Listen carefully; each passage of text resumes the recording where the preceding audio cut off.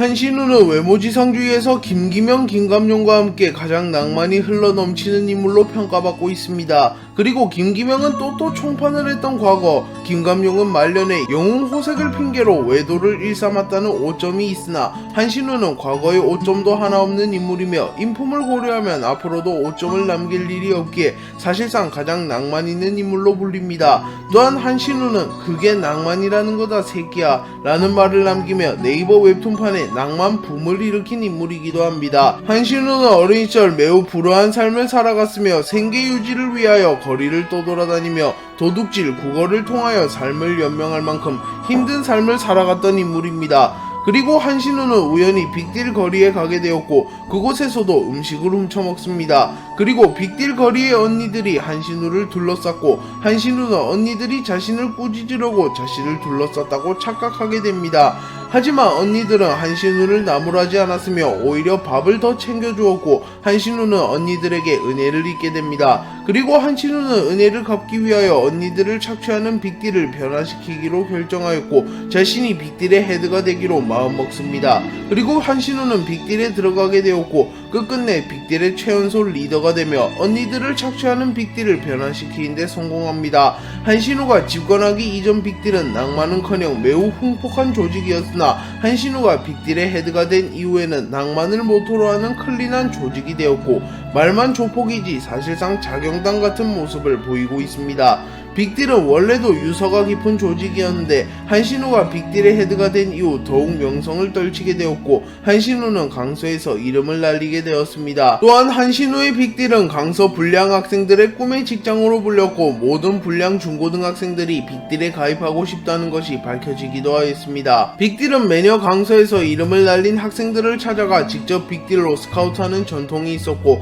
학교에도 대놓고 찾아갈 만큼 강서에서만큼은 무서운 것이 없는 조직이었습니다. 그리고 한신우는 김기명을 직접 스카우트하기 위하여 찾아갔고 각 그랜저를 몰고 가 김기명을 찾아간 뒤 빅딜이 되라고 말하며 김기명을 스카우트하며 처음으로 등장합니다.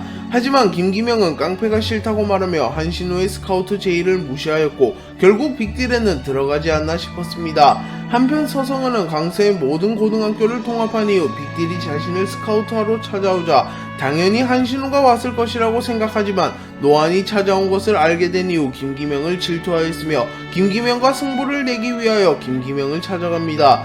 그리고 서성은과 김기명은 강서거리에서 맞붙게 되었고 결국 흑곰파가 난입하게 되었고 설상가상으로 빅딜까지 사칭하며 서성은과 김기명은 흑곰파의 본거지에 잡혀가게 되었고 죽을 위기에 처합니다. 하지만 그때 한신우가 나타나서 화려한 언변을 보여주며 서성은과 김기명을 구출하는 데 성공하였고 그들을 구해준 이유가 단지 서성은과 김기명이 자신들을 빅딜이라고 말했기 때문이라고 말하는 낭만을 보여줍니다. 그리고 한신우의 낭만에 반한 김기명과 서성은은 빅딜에 가입하게 되었고 비로소 빅딜의 황금기가 시작됩니다.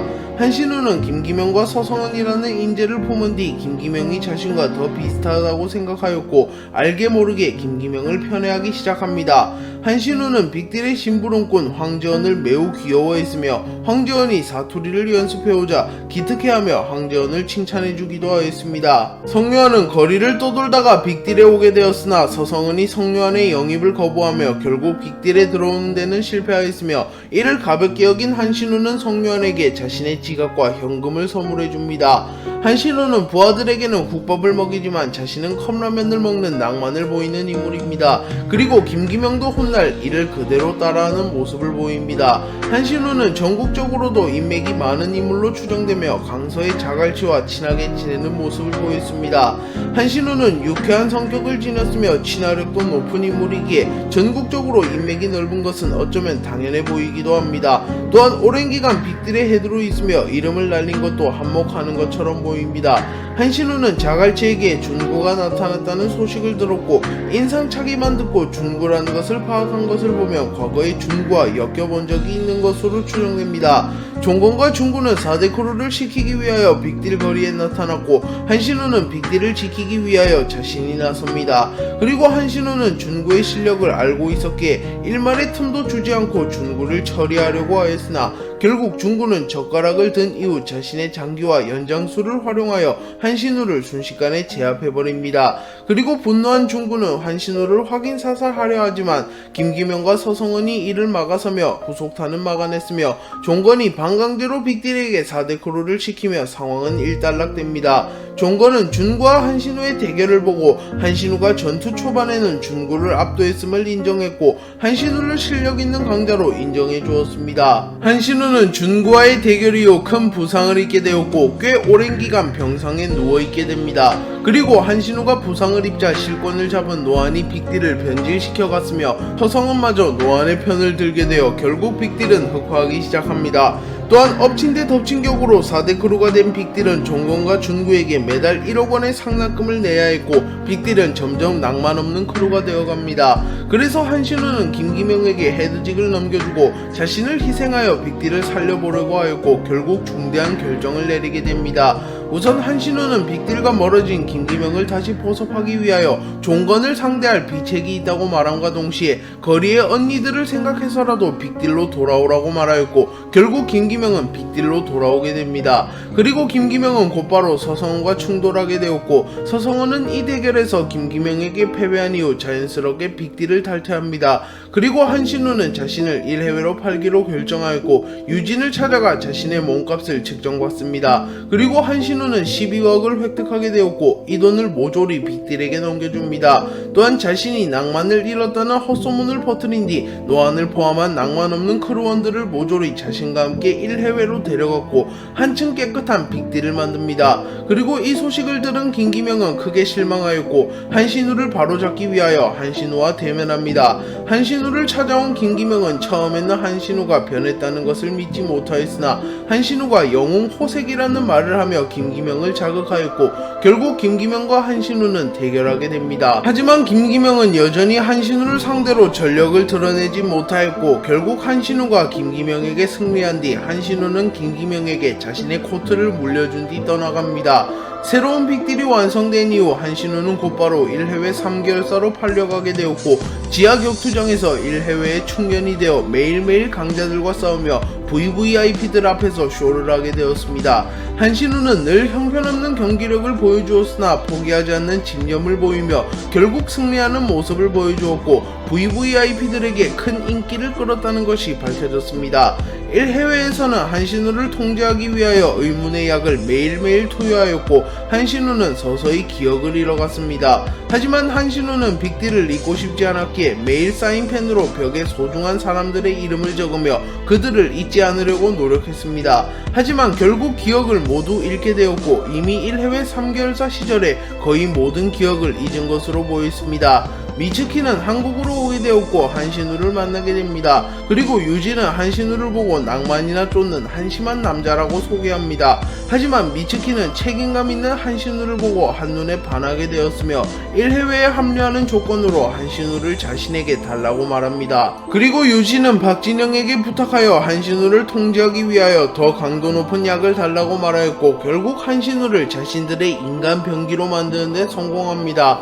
한신우는 미성년자가 아니었기에 1해외의 간부가 될 수는 없었으나 미츠키의 간곡한 부탁으로 인하여 결국 간부가 되었고 1해외 2개월사에 합류하게 됩니다. 한신우는 1해외 2개월사에서 시바이누라는 코드명을 부여받게 되었고 카지노 럭키의 서커스 최종량인 신잡기 코너에서 투신으로 활약하게 되었습니다.